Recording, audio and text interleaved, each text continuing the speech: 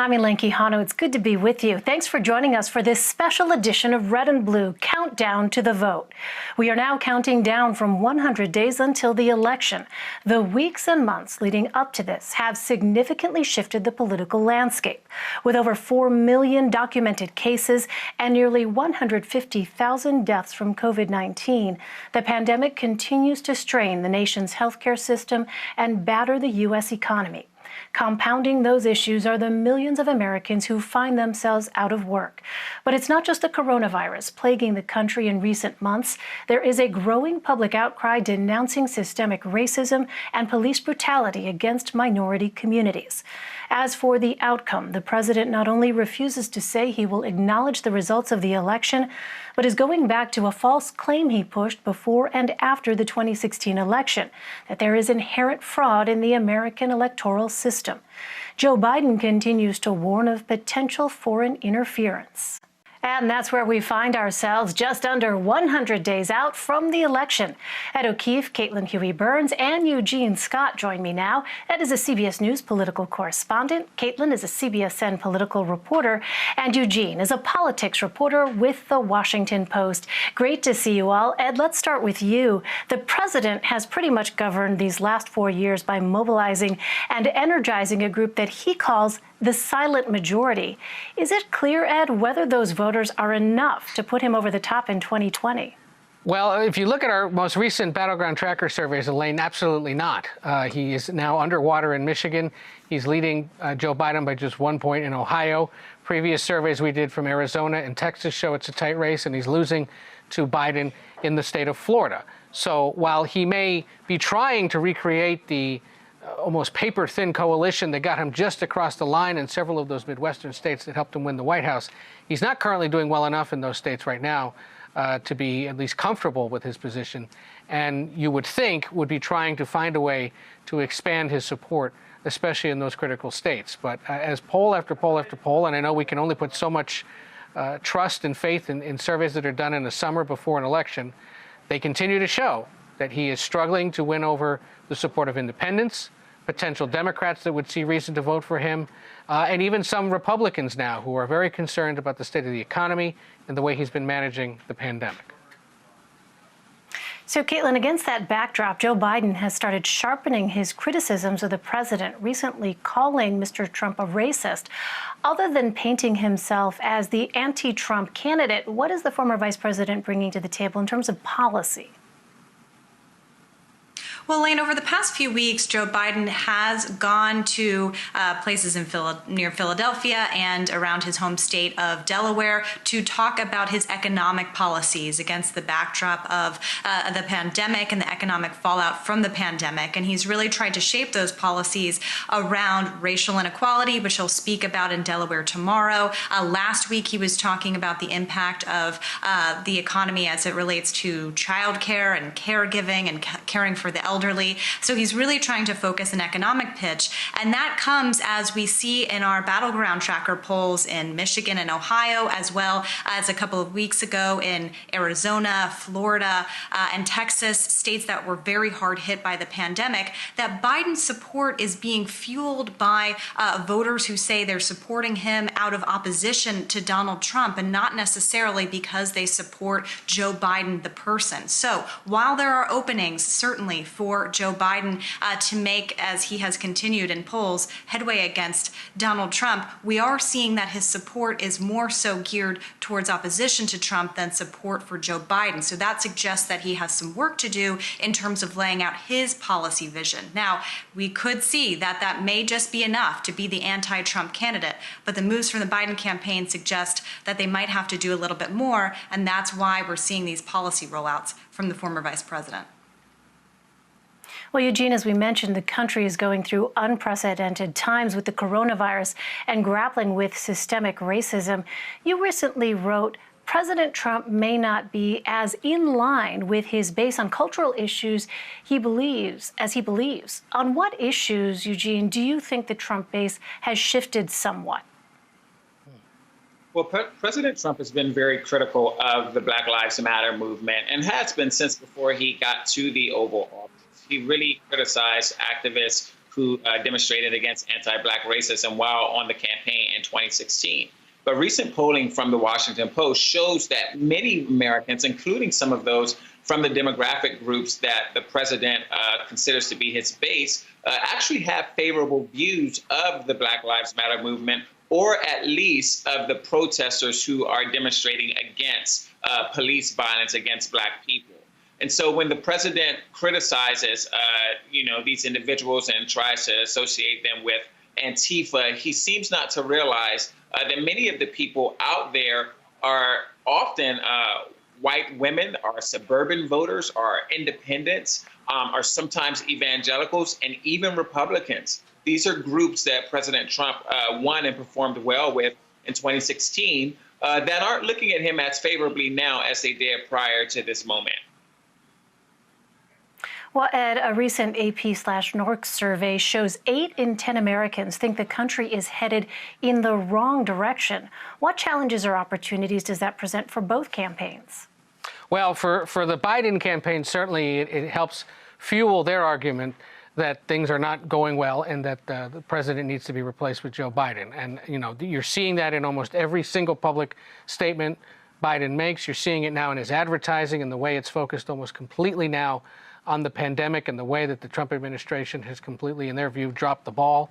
For the president, obviously, yes, he would have to find a way to somehow turn things around. That is why we saw last week 3 different news conferences with just him trying to express some concern, some understanding of the situation, urging Americans to wear masks. That's why we're seeing senior administration officials finally start to wear them when they're in public and encourage people to do so. They now understand, after several weeks of declining numbers and a shakeup in the campaign, that they've got to come up with a way to better demonstrate that the president has a handle on this. But the question, I suppose, will remain, how long can the president stick to that? We know he has a tendency to sort of change course, seem to be on a way towards changing his tone or changing his focus, changing his understanding of an issue, and then suddenly something happens that brings him back to where he's been before. And if that continues through August into September, it's going to be really tricky for him to somehow win back supporters that may have drifted away, or try to convince somebody who may be looking for a reason to vote for him. I was struck, Elaine, in our polling over the weekend that showed that the majority of people who say they will vote for Joe Biden are doing so because it's a vote against the president, not an affirmative vote for Biden. And so you would think the president might be trying to find a way to convince some of those people to change their minds again. That hasn't happened. And Biden, of course, continues to try to win over supporters and try to make people vote for him by focusing, especially in the past month, on the issue of the economy, which has remained the one issue that the president beats Biden on in terms of which one voters think, an issue that voters think either of them has a better handle on. Caitlin, I want to ask about health care. Donald Trump campaigned to repeal and replace the Affordable Care Act. In 2017, he told the Washington Post, quote, "We are going to have insurance for everybody," end quote. And the White House has tried and failed to get rid of President Obama's signature health care policy. How important was health care to the midterm elections, and how much do you see it factoring into 2020? Well, Elaine, healthcare policy is very, very complicated, but the politics surrounding healthcare is pretty simple. Anytime you try to make changes to the healthcare system, voters tend to react very negatively. We saw that in 2010 after Democrats passed the Affordable Care Act. They saw that voters responded negatively in the polls that gave Republicans got Republicans to be in charge of the House. A decade later, you saw in 2018 a very negative reaction to Republicans trying to repeal Obamacare, which has now become popular over the years, especially certain elements like allowing you to stay on your parents' insurance, coverage for pre-existing conditions. The attempts to repeal that without a sound replacement plan really had voters reacting negatively towards Republicans and positively towards Democrats. And so you're kind of seeing that angle now, but the really important component now, of course, is the pandemic. Trying to make any changes to healthcare while voters are in the midst of a pandemic, trying to figure out how to get through it, that puts forward another layer of uncertainty for voters that you can anticipate they would react to negatively. We see time and time again that healthcare remains a top concern because it's a concern that crosses a variety of different planes. It involves your economics, it involves your family, and your healthcare decisions. Right, and for so many families and individuals, it feels like such an urgent situation given the fact that we are in the midst of this pandemic. So meantime, Eugene, we are still waiting for Joe Biden to select his running mate. The former VP has promised he will choose a woman and confirmed that 4 Black women are on his short list. How much, Eugene, is at stake with this pick? Well, I think what the Biden team realizes is that while they do have the support of most Black Americans, they should not take that for granted. And I think that is something the Democratic Party may have learned from the 2016 presidential election. There was some criticism towards Hillary Clinton about Tim Kaine, choosing Tim Kaine as her running mate, because there were voters who were hoping that she would use this moment to perhaps pick a Latino lawmaker or maybe even another person, an African-American person. And she did not go in that direction, not thinking perhaps that she needed to win over those voters, but wanted to win white men and maybe was hoping that Tim Kaine would help her with that. And ultimately, they won Virginia, where Tim Kaine serves as a lawmaker, but Hillary Clinton did lose white men to Donald Trump. The Biden campaign is hoping not to make that same mistake. There have been voters who were very vocal and during the primary election, specifically Black women who really wanted to support Kamala Harris moving forward in her endeavors to be president, but did not think that she was ready, and more importantly, perhaps did not think she could ultimately beat President Trump in a general election bid. And so they're hoping that they will have the opportunity to support their first choice, Joe Biden, and someone who they thought would reflect their values and worldview and interests, but also who would make history. And by sending a woman to Washington as the second person in charge, and more specifically, a Black woman. And Ed, you have been in touch with the Biden campaign about what we should expect on this final sprint. What can you tell us? Well, there is obviously the issue of who his partner would be, and that remains a big concern and obsession of the campaign right now. We know they're preparing for that. We have seen this focus in the last few weeks, and we'll probably continue to see it for a little while longer on the economy, because, again, it's been nagging at the Biden team that the only issue they haven't been able to top the president on in polling is which candidate is better equipped to deal with the economic recovery. They believe they're going to see in the coming weeks a change and a shift in that regard, and that Biden might be able to surpass the president on that question.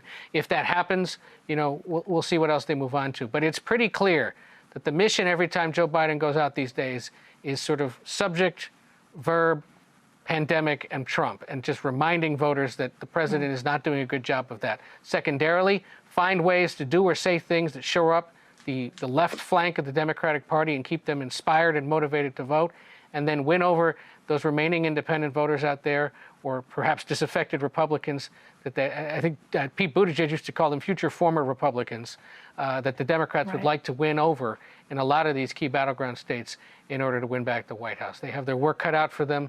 And, as with everything, I've been reflecting on this the last few days as we hit the 100-day mark. Remember, it was only about 100 days ago Bernie Sanders was getting out of the election. And at the time, the president was still in a pretty good position against whoever the Democratic nominee would be. 100 days later, of course, things have changed dramatically. And with 99 to go, they could change yet again. Absolutely. Ed O'Keefe, Caitlin Huey-Burns, and Eugene Scott. Just 99 short, or I suppose long, depending on your perspective, days left. Thank you all very much. Take care.